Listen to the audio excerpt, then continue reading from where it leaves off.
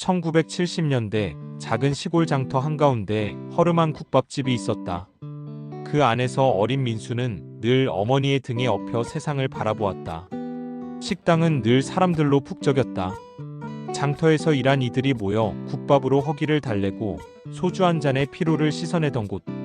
그 사이를 어머니는 낡은 앞치마를 동여매고 환하게 웃으며 분주히 오갔다. 어서 오세요. 오늘 국물이 끝내줍니다. 새벽 4시부터 육수를 끓이고 밤늦게까지 손님을 맞으면서도 어머니는 웃음을 잃지 않았다. 손은 갈라지고 허리는 굽었지만 그 미소는 변함이 없었다. 아이에게 어머니의 등은 세상의 전부였다. 그곳에서 들려오는 웃음소리, 솥에서 피어오르는 국밥 냄새, 서로의 삶을 버텨내는 사람들의 모습이 모두 낯설고 신기했다. 민수야, 조금만 기다려. 손님들 드시고 나면 우리도 먹자.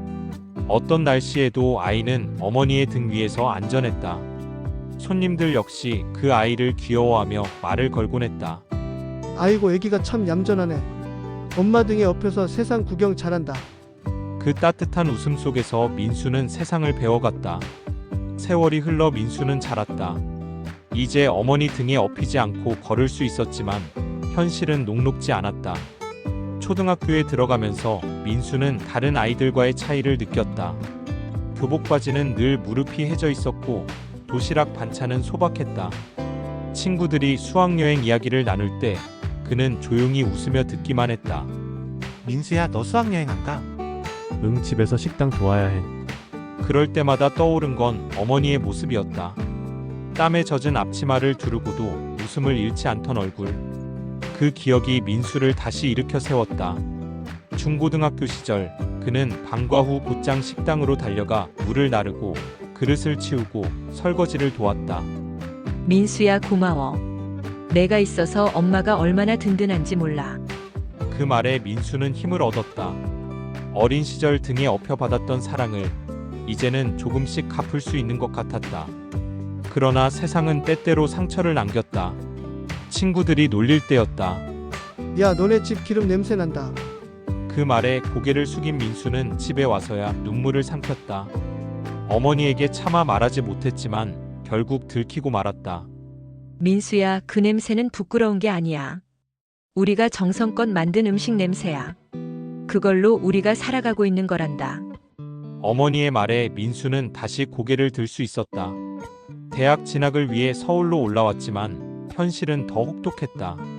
등록금과 방세를 감당하기 위해 그는 낮엔 강의를 듣고 밤엔 아르바이트를 했다. 식당 서빙, 신문 배달, 막노동까지 닥치는 대로 했다. 좁은 고시원방에서 홀로 지내는 밤이 가장 힘들었다. 왜 나만 이렇게 힘들까? 좌절이 몰려올 때마다 떠올린 건 어머니의 목소리였다. 민수야, 넌 할 수 있어. 반드시 해낼 거야. 그 믿음 하나가 민수를 버티게 했다. 대학을 졸업했지만 취업은 또 다른 벽이었다. 수십 번의 면접에서 돌아온 대답은 늘 같았다. 아쉽지만 이번에는 경력이 부족해서. 친구들은 안정된 직장을 얻어 자리를 잡아갔지만 민수는 여전히 제자리에 머물렀다. 결국 생계를 위해 임시직을 전전해야 했다. 건설 현장, 시장, 어디든 돈을 벌 수 있는 곳이면 달려갔다. 몸은 지쳐가고 마음은 무너져갔다. 어머니가 바라던 삶은 이런 게 아닐 텐데. 절망에 빠진 어느 날 서랍 속에서 낡은 사진 한 장을 꺼냈다. 국밥을 들고 활짝 웃고 있는 어머니, 그리고 그 등에 업힌 어린 자신. 사진을 보는 순간 눈물이 흘렀다. 그제야 깨달았다. 어머니의 웃음은 단지 자신을 위해서가 아니었다. 식당을 찾는 손님들, 그리고 힘든 하루를 살아가는 모든 이들을 위해 짓는 웃음이었다. 어머니는 화려한 성공을 위해 산 것이 아니었다. 하루하루 성실히 누군가를 따뜻하게 맞이하며 살아간 것이다. 그것이 삶의 진정한 의미였다. 민수는 결심했다. 나도 어머니처럼 살아야겠다. 몇 년 뒤 민수는 작은 가게를 열었다. 간판도 소박하고 규모도 작았지만 음식만큼은 누구보다 정성을 다했다. 어서 오세요. 오늘 국물이 정말 끝내줍니다. 언제부턴가 그의 입에서도 어머니의 인사가 흘러나왔다. 처음엔 손님이 적었지만 점차 따뜻한 미소와 정성 어린 음식 덕분에 입소문이 퍼졌다. 사장님, 여기 오면 마음이 따뜻해져요? 그 말에 민수는 가슴이 벅차올랐다. 자신도 누군가의 하루를 따뜻하게 만들고 있다는 사실이 감사했다. 어느 날 한 젊은 엄마가 아이를 등에 업고 가게로 들어왔다. 그 모습을 보는 순간 민수는 어린 시절의 자신과 어머니를 떠올리며 미소 지었다. 그날 저녁 고향에 있는 어머니에게 전화를 걸었다. 엄마, 저 요즘 참 행복해요. 이제야 알겠어요. 엄마가 저를 어떻게 키워주셨는지. 민수야, 넌 원래 따뜻한 아이란다.